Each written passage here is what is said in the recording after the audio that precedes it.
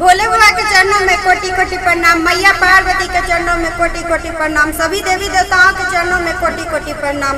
दोस्तों, आप सभी के बीच में बहुत ही प्यारा शिव चर्चा गीत गाने जा रही हूँ। अगर आप सभी को अच्छा लगे तो वीडियो को लाइक शेयर एंड कमेंट कीजिएगा और चैनल पर नए होंगे तो चैनल को प्लीज सब्सक्राइब जरूर कीजिएगा। दोस्तों,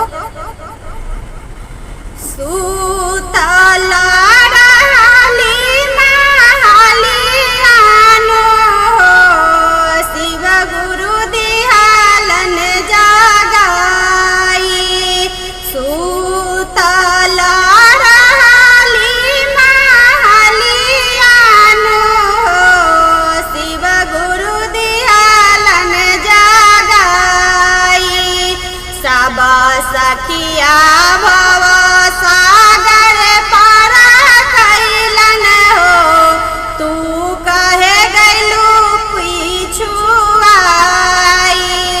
सब सखियन भव सागर पार कैलन हो, तू कहे गैलू पिछुआई।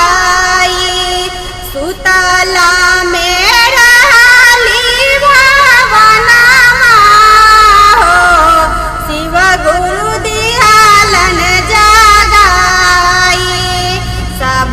सखिया भव सागर पार कैलन हो, तू कहे गैलू पिछुआई। सब सखियन भव सागर पार कैलन हो, तू कहे गैलू पिछुआई। गुरु बना के कहे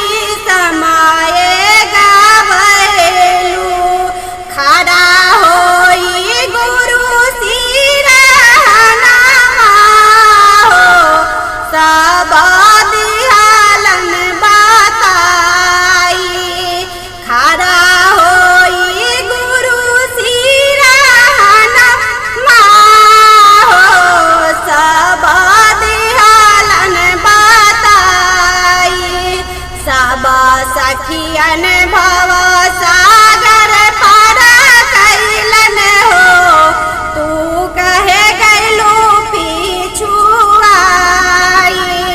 सब सखियन भव सागर पार कैलन हो, तू कहे गैलू पिछुआई। ना कहलू चरचा ना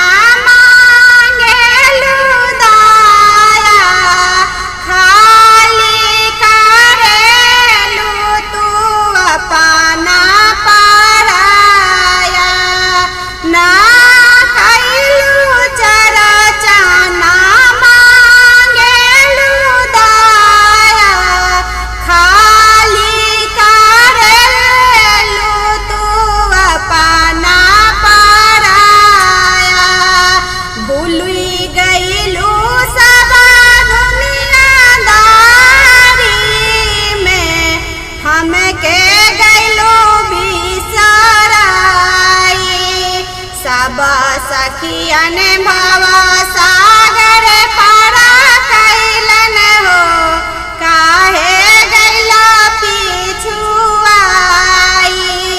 सब सखियन